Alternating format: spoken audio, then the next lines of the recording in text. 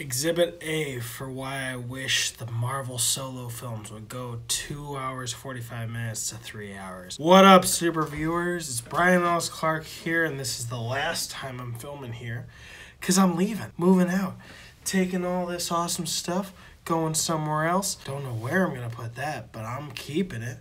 You know it. All this stuff.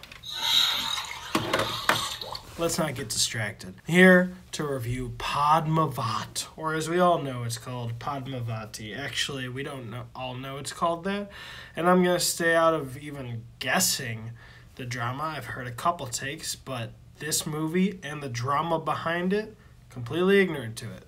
Don't know, not informed, going in cold. But man,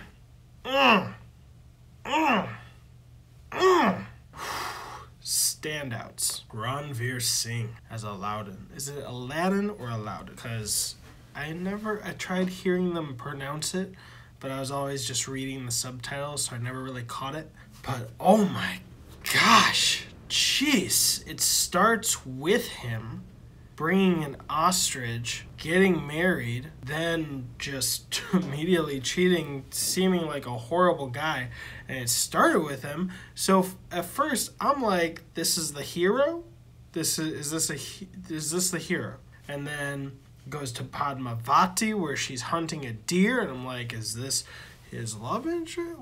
What's going on? But she soon meets up with Maharawai, and they have a very quick love story. I went in thinking this was a over 3 hour movie because MoviePass said it was 194 minutes, which translates into 3 hours and 24 minutes. So I was expecting a long, this is a long movie by American standards, but a long movie. I was in it. And it felt like they rushed the love story.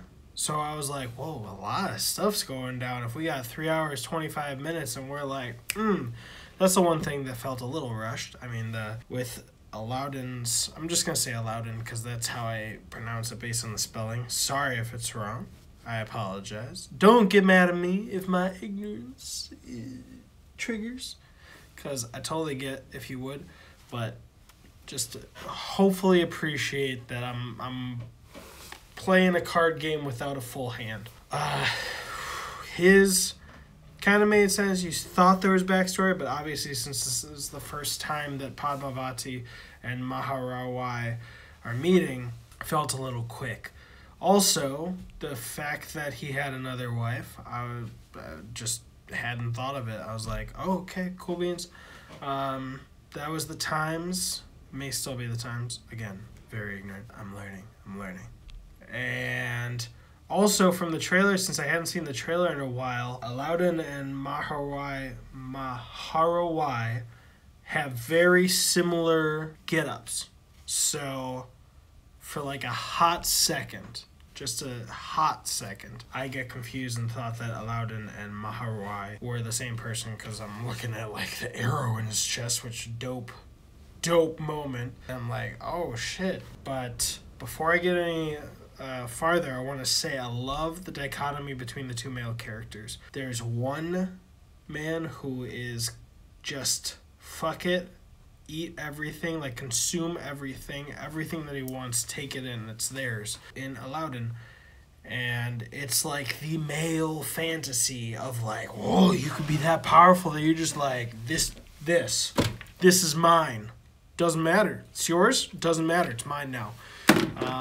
Like the childlike fantasy of a man. And then there is Maharawai, he can get angry. He can get unreasonably angry and just make bad choices, but he is wise, he listens, he makes choices that he thinks are the best ones, even if they come back to bite him in the ass. And it's not out of selfish desire like Aladdin's is, it's out of duty, which those two already, this is like a Helen of Troy. I'm not sure which story came first, whether this is fiction, because the disclaimer said this is based on a work of fiction, technically, something that's been called fiction. That could be like how here, the Bible is seen by some as fiction. It's just something that was made up. So I don't know the backstory, but I have to assume operate under what was presented by the movie, which is that this is fiction. I know there's a lot of drama behind this, so again, I'm not going to comment on that. I am not anyone who can comment because I'm not informed. But starting with that, and it feeling like a Helen of Troy story, but more dynamic, because you get, and you got to see the director's cut of Troy. Beautiful. This, very much like this in its grand epic scale and scope. This is, I was loving it. Just loving it. The visuals were good. Nothing ever felt overstated. Nothing felt like it was aggrandized for no reason. Everything fit. A big thing I had when watching Prince in Exile, Agnya Thavasi, was where it stumbled near the end. This doesn't have that. You have the relationship between Padmavati and Maharawai, and that felt good.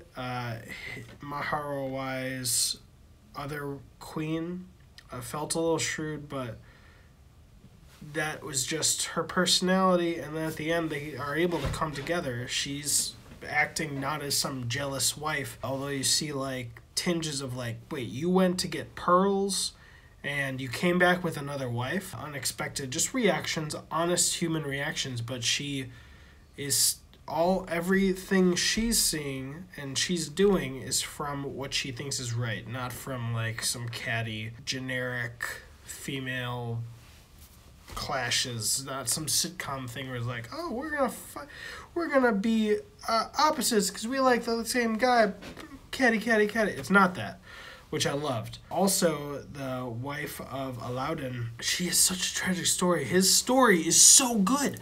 This is why I was saying that I wanted Marvel movies to have solo movies that are like 2 hours, 45 minutes, or 3 hours, because they have a thing where the villain and the protagonist come from the same world, but the villain often gets short shrift because it's about the heroes. The heroes are the ones that are going to be around for a long time.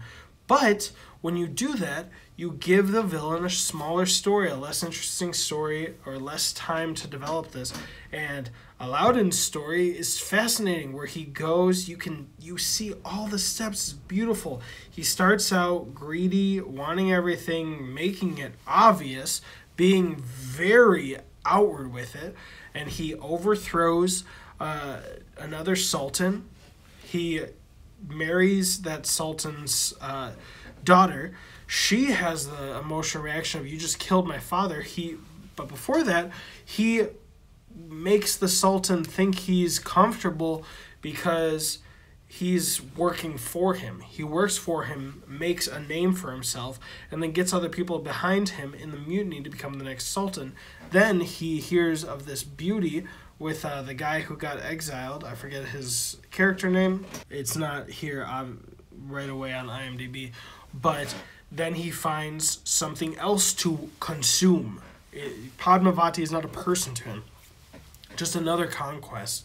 Just another thing to have won, another trophy, and he becomes consumed by that, and he even suffers a mutiny attempt, which that song, I need to look it up separately after this, but the song before his assassination attempt, spoilers, all of this is spoilers, I'm sorry if you didn't know that, but yeah, everything's always spoilers with me. I'll put in the title, spoiler review. We're good now. That whole just energy of his dance, it sucks you in. It's like Wolf of Wall Street, where you just, for me, I watched that movie, Wolf of Wall Street, and then like for a week after, I was like, I could totally just do a bunch of drugs and be a horrible person and just shit all over everything and take millions of dollars and like have a good wife, good relationship, and ruin that because I found like drugs and sex and just go crazy, and then like after a week I'm like, that would be an awful idea. What are you thinking? That's not you. That's horrible. You're not built that way. That's a disgusting lifestyle. It doesn't have quite that effect, but you have the fun of his life. You can see how he just lives with abandon, and he's not facing consequences. He's succeeding. So, of course, he would think he's doing the right thing. This movie is beautiful. It has great relationships. I think they did a great job on the characters. Padmavati never seems like a Kate Upton or a even the DC's Legends of Tomorrow did a Helen of Troy episode. Never seems like there's some weird effect. She seems like a real person and less of just a trophy. Like, you get why, I guess. Like, in the context, she is beautiful and she's got like people loving her and being jealous of her or looking up to her, or Aladdin's wife, when he sees her, she's in awe, but she is her own character.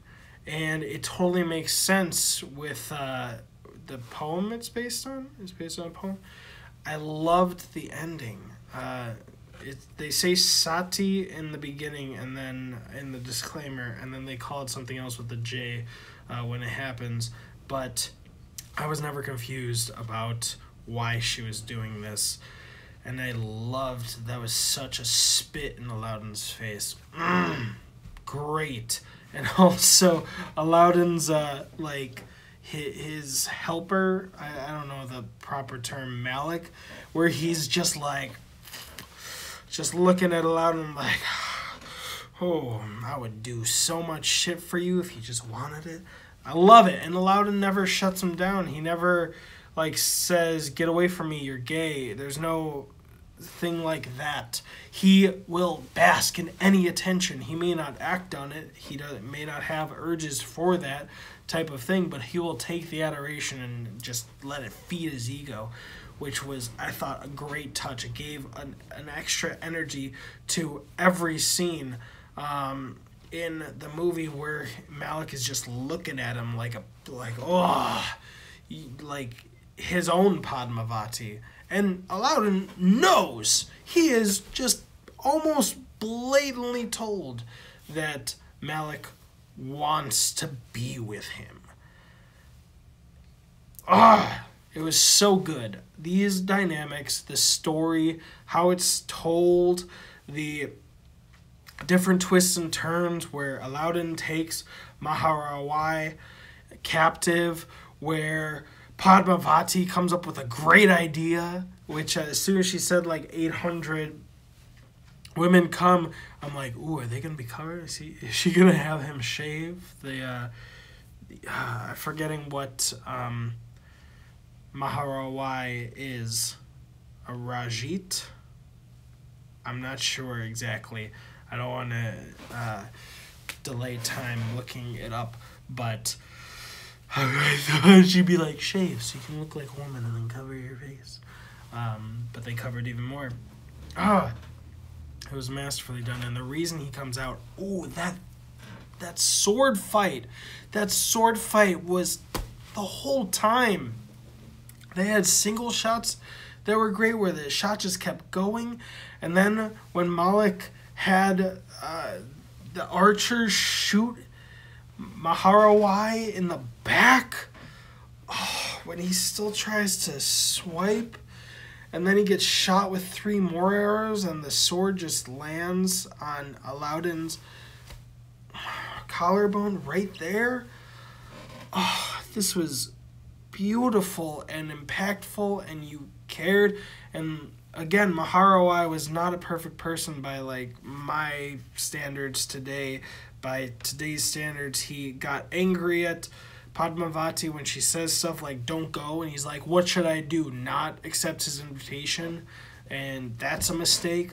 But and then Padmavati, after hearing it that he has gone, she walks in the flames with a smile, and she's kind of always had like been on the edge of tears for different moments. Moments like him going out to accept Aladdin's graces or his hospitality, but at the end she has those tears brimming, but she's smiling, knowing what that's going to do to Aladdin, and I thought it was beautiful. This is a great film for me. On Metacritic, it's 7.5 out of 10. I would say 9 out of 10, 10 out of 10. I don't know. It's still fresh. I just came from it. It was great. I love it. Every time I go, even if I'm alone, I buy 2 tickets. I was able to get someone else a ticket. Because I just want to support these movies, and it's so good. So good. It could have been so bad.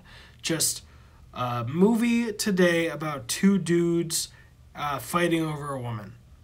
In the most, like, just infantile sense, that's what the story is. But it was so much more. It was so good. And even Padmavati makes the wrong call. She says he should be exiled. The guy who, I don't know why he was there. Didn't need to. I mean, I would have liked to. But in the end, it's like, is that a make or break? No, it's not. But, this was good. Highly recommend it. If you got through this with all the spoilers, I think you should still go. It was so good. And then celebrating Holi, Festival of Colors, made me want to go to India and celebrate that and just keep going. You kind of, as any person would deep down, they kind of want to just have the power and just the brazenness of Aladdin. It's like, nothing matters. My happiness is everything. I will be the greatest ever. Oops, I got my mail. Whoopsies. And it's just like, I need to watch that dance scene again. If you know the name of it, I'll look it up later and do a reaction video after I moved and stuff, if I can find it. But please put it down below if you know what it is. Otherwise, this is good. I'm doing less reaction videos and more reviews, and also I'm working on something. The first try was a little weird. I'm going through the Marvel movies leading up to Infinity War and doing full movie reactions, if I haven't said on this channel. And once I've got that process locked down, I think all it really needs is me to be filming from my phone, which is what I'm doing right now. Last time I filmed from a webcam and the footage is wonky and it's exporting weird. But I want to lock that down with the Marvel movies, and now I have 5 movies from India that I've bought at least, and a 6th one. And that's what's coming. That's what's coming. It's exciting for me.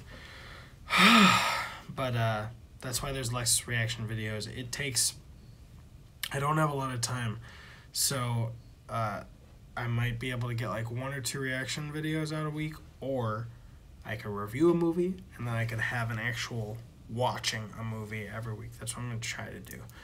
But yeah, thank you. Tell me what movies are coming out in theaters that are coming up that I should check out, because I'm keeping this rolling. I'll keep you updated with personal stuff in my life. Have a good one.